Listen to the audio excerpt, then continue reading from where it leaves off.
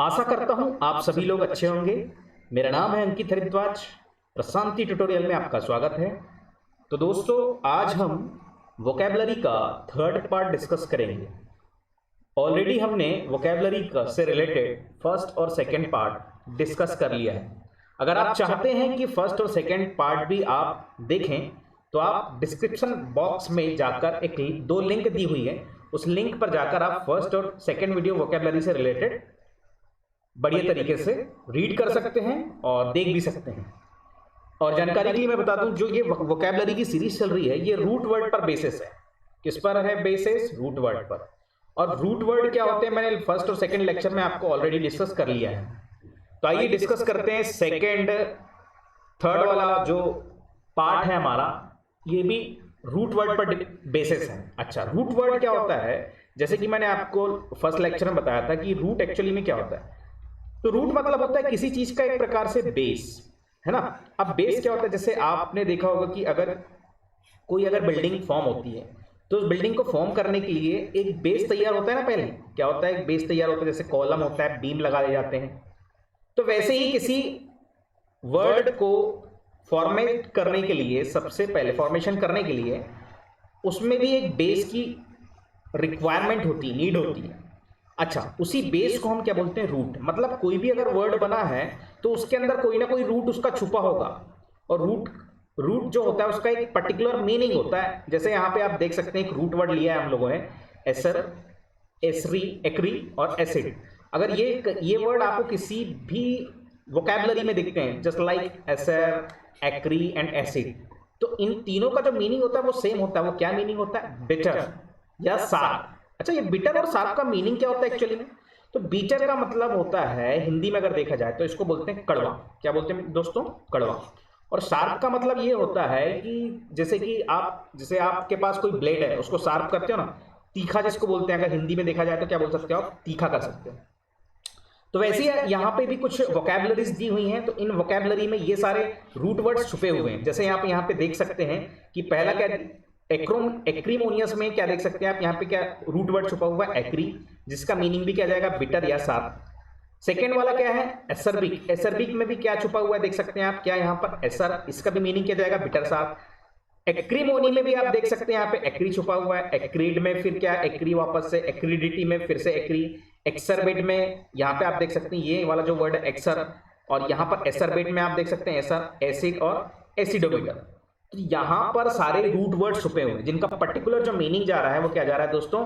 Bitter या sour. So now discuss one by one, go to the second slide. So you can see that particular word is what? Acerbic. अच्छा, अब ये जो एसरबिक आप देख रहे हैं यहाँ पर, तो यहाँ पर एसरबिक का मीनिंग अभी मैंने थोड़ी देर पहले क्या बताया था दोस्तों? क्या होता है? बिटर। क्या होता है? बिटर। अब ये जो बिटर है, बिटर या आप क्या बोल सकते हैं एक और वर्ड, कॉमन वर्ड, सार, है ना। तो जैसे कि आप यहाँ पे मैंने एक प्रेजेंटेशन लिया हुआ है, ये प्रेजेंटेशन में आप देख सकते हैं ये है लेमन। ये क्या है? लेमन। और लेमन मतलब नींबू। क्या होता है? जैसे कि ये पिक्चर क्या आपको बता रही, विजुलाइज कर रही है जो वोकैबुलरी। द पिक्चर से, पिक्चर क्या कहती है? इट ऑल, बहुत सारी चीजें कह रही। Something acerbic is something as sour और बिटर। मतलब एसरबिक का मतलब ये बता रहा है कि कुछ चीजें क्या होती है, कुछ सॉर होती है या तो क्या होती है? बिटर होती है in a taste, just like a lemon, है ना। तो लेमन क्या होता है? टेस्ट में क्या होता है? सॉर भी होता है और बिटर भी होता है। ठीक है, तो उसके लिए कॉमन वर्ड आप सॉर या बिटर की जगह क्या यूज कर सकते हैं? एसरबिक। ठीक है, because of acer acer is a root word and root word of acer is what? The meaning is bitter and sour. तो आई थिंक आपको ये पूरा का पूरा वर्ड वोकैबुलरी समझ में आ गई होगी कि एक्चुअल में इसका मीनिंग क्या है एसरबिक का। अच्छा, और एक चीज मैं आपको बता दूं कि ये है क्या? एडजेक्टिव। क्या है? एडजेक्टिव। अच्छा, ये अब एडजेक्टिव क्या होता है? तो एडजेक्टिव क्या होता है? जो नाउन को क्वालिफाई करवाए। A word which is qualified by the noun. जो नाउन को क्वालिफाई करवाए, ऐसे वर्ड को हम बोलते हैं एडजेक्टिव। या नाउन की जो विशेषता बता दे उसको हम बोलते हैं एडजेक्टिव। ठीक है, अब लेमन की यहाँ पे विशेषता क्या क्या बताई जा रही कि वो कैसा है? एसरबिक, है ना। तो ये एक्चुअल मीनिंग होता है दोस्तों एसरबिक का। क्या होता है? बिटर, है ना, टेस्ट में। Now move to the next slide. Acrimonious. अभी आप देख सकते हैं यहां पर क्या लिखा है? वापस से यही सेम वर्ड एक्री अगेन यूज हुआ है। अब एक्री का मीनिंग क्या बताया था मैंने अभी थोड़ी देर पहले आपको? बिटर। बिटर मीन्स कड़वा।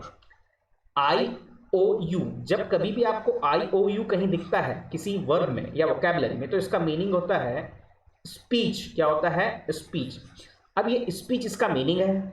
तो अभी आप देख सकते हैं कि एक्री मीन्स बिटर और IOS मीन्स यहाँ पर क्या हुआ? स्पीच, मतलब कड़वा बोलना। किसी को क्या बोलना? कड़वा। जैसे कि आप यहाँ पर पिक्चराइजेशन फॉर्म में विजुलाइज कर सकते हैं क्या कि एक ये टीचर है और ये क्या है? उसका एक स्टूडेंट है। तो स्टूडेंट के द्वारा क्या है? कुछ मिस्टेक हो गई, तो टीचर उसको क्या कर रहा है? खूब क्या कर रहा है? डांट रहा है या स्कॉल्ड कर रहा है या साउट कर रहा है। तो जब आप किसी को बहुत बुरी तरीके से डांटते हैं तो बहुत सारे वर्ड्स को यूज करते हैं। तो ऐसे वर्ड जो कि सुनने में बड़े तीखे और कड़वे लगते हैं, है ना, कड़वे प्रवचन बोल सकते हैं, है ना, तो ऐसे वर्ड को आप क्या बोल सकते हैं? Acrimonious word. क्या बोल सकते हैं? एक्रीमोनियस वर्ड, मतलब बहुत ज्यादा कड़वे वचन, मींस एक्रीमोनियस वर्ड्स। तो आई थिंक ये भी आपको क्लियर हो गया होगा कि एक्चुअल में एक्रीमोनियस का मीनिंग क्या होता है। So now move to next slide, acrimony. अच्छा, अभी आप क्या देख सकते हैं यहाँ पे? एक्रीमोनी। अब क्या हो गया? एक्री का मीनिंग तो अभी थोड़ी देर मैंने पहले क्या बताया आपको? बिटर, ठीक है, और ये एक प्रकार का नाउन है। अच्छा, नाउन और एडजेक्टिव को आइडेंटिफाई करने का बेसिक तरीका क्या है मैं बताता हूँ। जब कभी भी कोई भी वर्ब आई या सेंटेंस आए, उसके पहले अगर आपने लगा दी माई, तो और अगर वो परफेक्शन में आ रहा है, बोलने में, प्रोनाउंस करने में सही बैठ रहा है, तो वो क्या हो जाएगा? नाउन।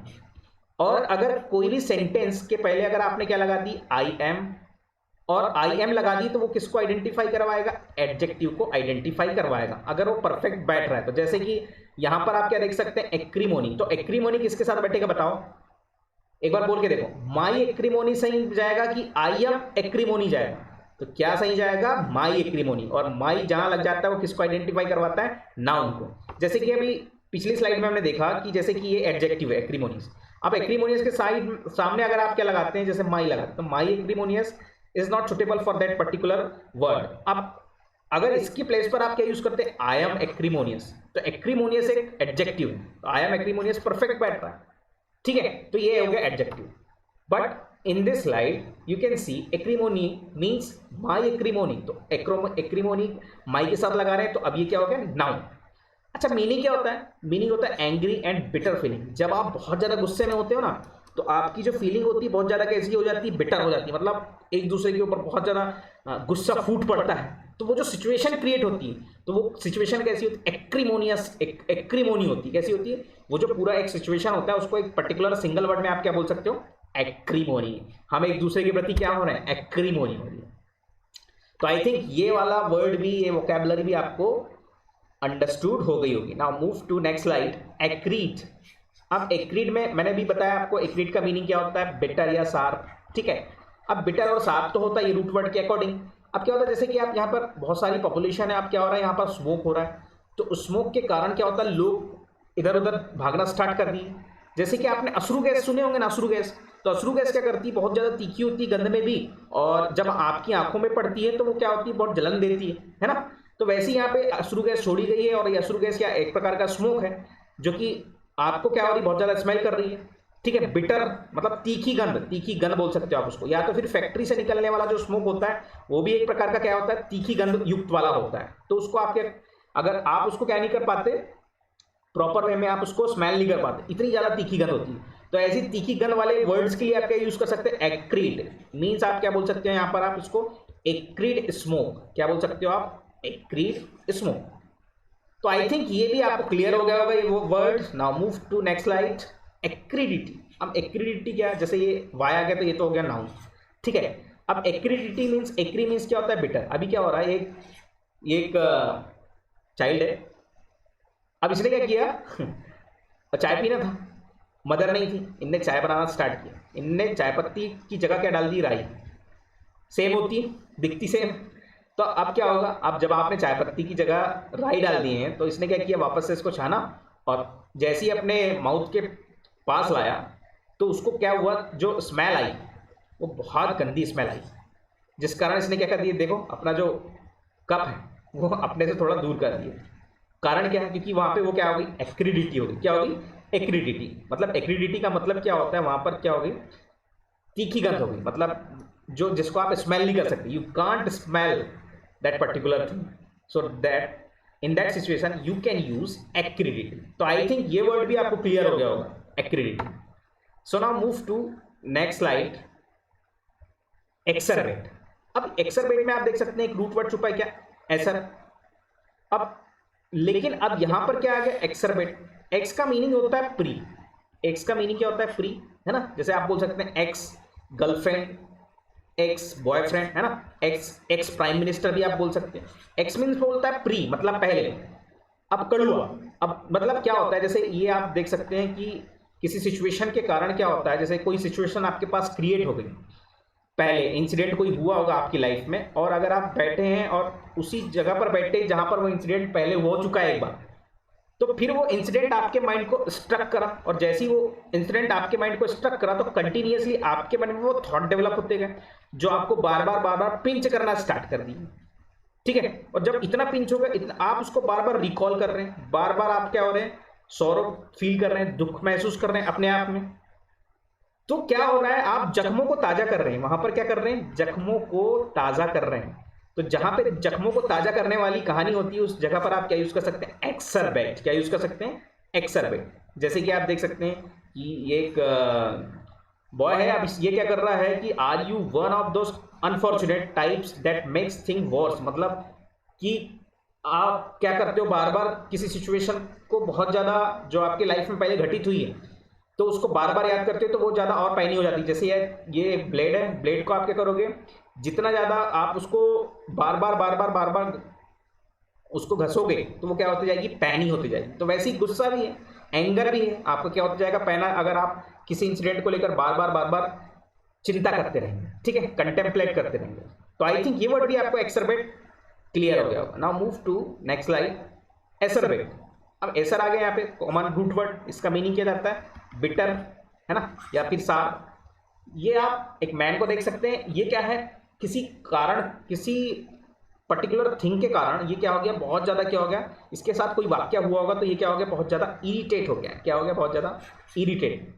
तो जब भी आप क्या करते हो, इरिटेट हो जाते हो, तो देखना आप कभी कोई क्या आता है, इतना इरिटेट हो जाता है किसी चीज को लेकर कि अपने कपड़े पड़े फाड़ने लगता है, या तो फिर बर्तन जो पड़े रहते हैं घर के, आप वो उसको तोड़ने फोड़ने लगते हो। आपकी जो इंपॉर्टेंट थिंग, जैसे लाइक अभी तो मोबाइल फेंकने लगते हैं बच्चे लोग, तो हम क्या हो जाते हैं, एक्सरबेट हो जाते, एसरबेट हो जाते हैं, मीन्स इरिटेट हो जाते हैं। तब की सिचुएशन में ऐसा होता है। तो आई थिंक ये वर्ड भी आपको समझ में आ गया। और एक वर्ड आपने सुने होंगे कि हिंदी में एक बड़ी अच्छी कहावत है कि हिजड़ाई बिल्ली खंबा नोचे, मतलब अगर कोई चिढ़ जाता है तो वो खंबा नोचने लगता है। जैसे बिल्ली जैसे चिढ़ जाती है तो खंबा भी नोचने लगती है। तो एक अच्छा सा एक वो कहावत है, तो मुझे याद आई तो मैंने आपको बताया। So now move to next slide, acid. आप देख सकते हैं, ये तो एक कॉमन वर्ड है, इसको तो आप बोल ही नहीं सकते। एसिड का मतलब क्या होता है, एसिड वो एक केमिकल होता है एक प्रकार का। अब एसिड क्या होता है, ब्लू लिटमस को टर्न्स कर देता है रेड में। तो एसिड मींस आपका जो टेस्ट होता है वो क्या होता है, एसिड का बिटर होता है। कैसा होता है, बिटर, तीखा या कड़वा, ये आपको याद रखना, ठीक है। तो आई थिंक ये वर्ड भी आपको क्लियर हो गया होगा, ये तो कॉमन है, आपको तो याद होना चाहिए। एसिडोमीटर, अभी एसिड आ गया, इसका मीनिंग क्या हो गया, बिटर। और यहां पे आप देख सकते हैं मीटर।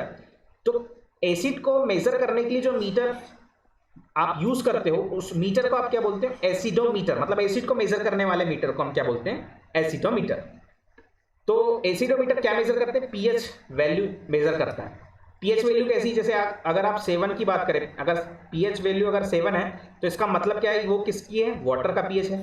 और अगर 7 से कम चले गया तो वो क्या हो गया, एसिड फॉर्म में कन्वर्ट हो गया। और अगर 7 से ज्यादा हो गया तो वो किस फॉर्म में कन्वर्ट हो गया, बेस फॉर्म में कन्वर्ट हो गया। तो ये एक्चुअल इनकी क्या होती है, पर्टिकुलर मीनिंग्स होती हैं। तो आई थिंक ये पूरा का पूरा आपको वोकैबुलरी का जो सेक्शन है आपको क्लियर हो गया होगा। और अगर आपको मेरे द्वारा बनाए गए वोकैबुलरी सीरीज के सारे वीडियोस अगर पसंद आ रहे होंगे तो प्लीज लाइक और शेयर करना बिल्कुल ना भूलें, क्योंकि जितना ज़्यादा आप लाइक और शेयर करेंगे, जितना ज़्यादा आप सब्सक्राइब करने के लिए लोगों को मोटिवेट करेंगे, उतना ज़्यादा मैं एनर्जेटिक होऊंगा और अच्छे अच्छे वीडियोस आपके सामने ऐसी विजुअलाइज करके आपके सामने लाते रहूंगा।